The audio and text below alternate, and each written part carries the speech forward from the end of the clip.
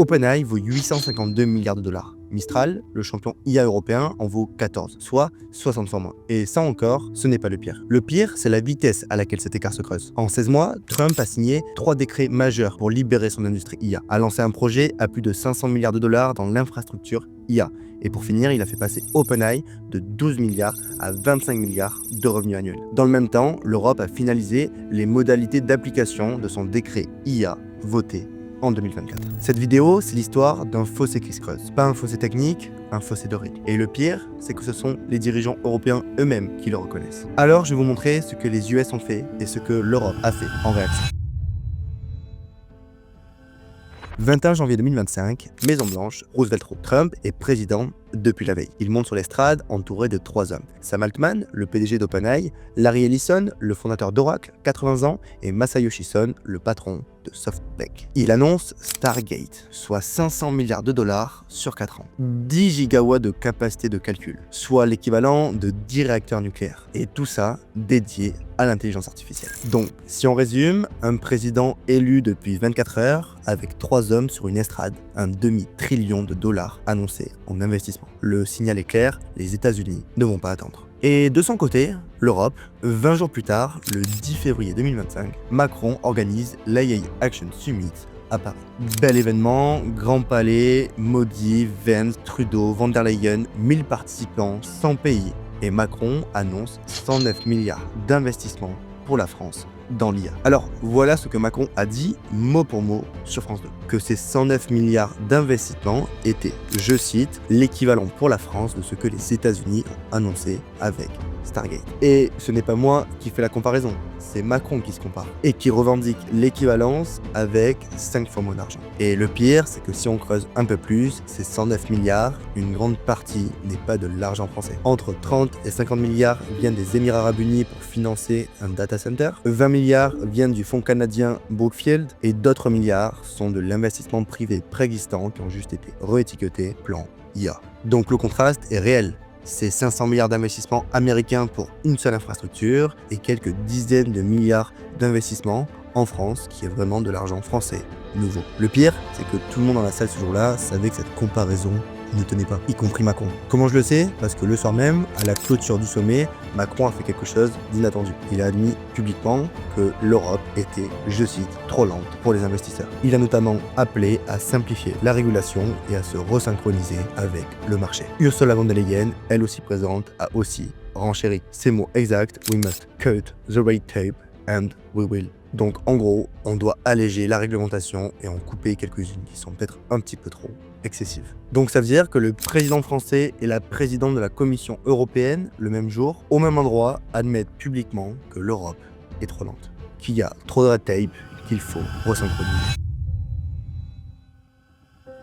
Alors, quand Macron dit que l'Europe est trop lente pour les investisseurs, ça reste un mot, une formule politique. Pour comprendre ce que ça veut dire en vrai, il faut quitter Paris et aller voir ce qui se construit en face. Je vous amène donc en plein milieu de la plaine Texas. Il y a un chantier de 400 hectares, 6400 ouvriers du bâtiment, des camions qui arrivent toutes les 3 minutes, des bâtiments massifs en construction sur 8 sites simultanés. Ça, c'est Stargate, le premier campus. Il faut savoir que 2 bâtiments sont déjà opérationnels depuis septembre 2025. Ils contiennent 450 000 GPU NVIDIA GB200, soit les plus puissantes du monde. Ce campus consomme 1,2 gigawatts d'électricité, soit l'équivalent d'une ville d'1 million d'habitants. Et tout ça pour faire tourner une entreprise, OpenAI. C'est sur ce campus qu'OpenAI a entraîné GPT 5.5. Et le plus fou, c'est que toute cette infrastructure a été construite, financée et mise en production en 12 mois. De l'autre côté, voilà la lenteur dont parle Macron. Pas une lenteur abstraite, non, une vraie lenteur concrète. Pendant que Kabylie se construisait, qu'est-ce qu'a donc fait l'Europe de son côté?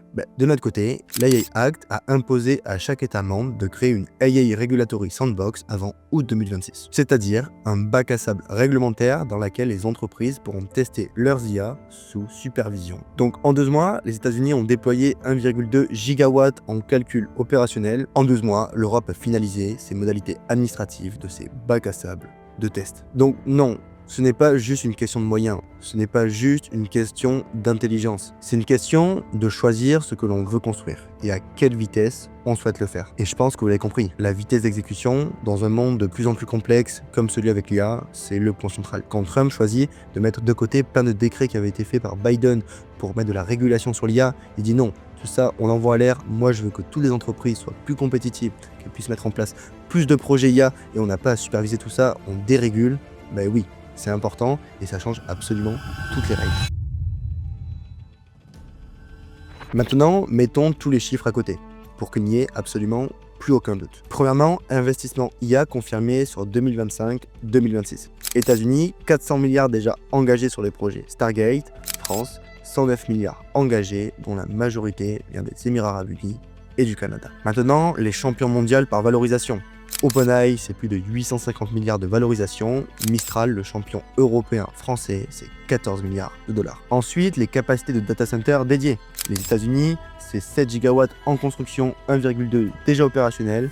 Europe, aucun data center à cette échelle aujourd'hui. Et pour finir, la vitesse de décision. Aux États-Unis, Trump signe seul un décret en moins de 24 heures. Et l'Europe, 27 États membres, Parlement européen, Conseil, trilogue, en moyenne, une décision prend 18 mois. Et le constat n'est pas qu'un côté soit meilleur que l'autre, c'est pas ça du tout l'objet de la vidéo. Le constat, c'est qu'on ne joue plus dans la même catégorie de tempo. Et dans une industrie qui évolue en mois, plus en année, en fait le tempo, c'est absolument...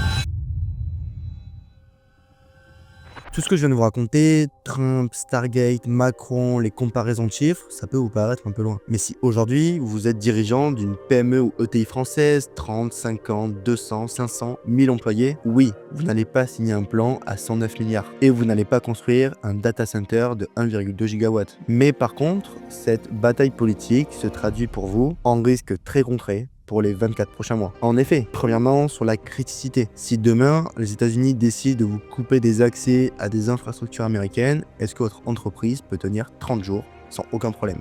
La plupart, c'est compliqué. Ensuite, sur les providers que vous avez. Est-ce que actuellement vos process, vous avez mis l'IA, ça tourne sur du Scaleway, sur du OVH avec du Mistral, ou alors avec du cloud, sur du AWS ou du Microsoft? C'est pas du tout la même chose. Donc c'est aussi pour ça qu'il y a un enjeu à se poser la question, est-ce que dans 24 mois, toute mon infrastructure IA, mon infrastructure tech sera à 80% sur des outils américains ou pas? Si oui, ça risque d'être problématique, donc ou vous l'acceptez en pleine conscience, ou vous vous dites, ok, je dois trouver des alternatives aussi européennes, françaises pour éviter d'avoir ces risques. Donc oui, l'enjeu est total. Quand Macron parle, en fait, il parle aussi pour toutes les entreprises françaises, les entreprises européennes. Si demain il y a un problème, est-ce que l'Europe est suffisante? Je ne sais pas. Je pense qu'en réalité, on a des armes, j'en suis même persuadé. Maintenant, c'est cette vitesse d'exécution qui va tout changer.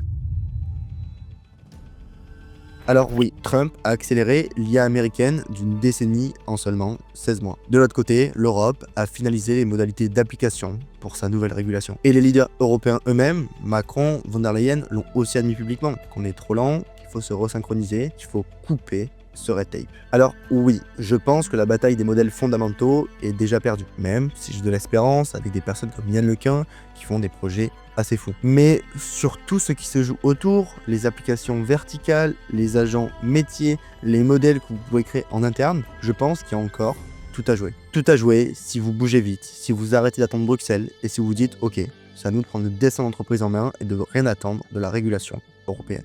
Pour conclure, je pense que oui, l'écart se creuse. Je vous l'ai montré à travers tous les différents chiffres, ça paraît assez évident. En revanche, chaque entreprise reste maître de ce qu'elle veut mettre en place. Et je connais plein de boîtes qu'on accompagne au quotidien qui sont en train de mettre de vrais projets en place et des projets que même leurs homologues américaines n'ont pas commencé. Parce que oui, l'application métier, votre expertise, c'est vous qui l'avez. Et c'est sur ça que vous devez construire. N'hésitez pas aussi à me dire en commentaire ce que vous en pensez. Je pense qu'il y a encore beaucoup à faire. Et si vous êtes dirigeant du Bot en France et que cette vidéo vous a fait poser les bonnes questions, vous savez où me trouver. À très vite.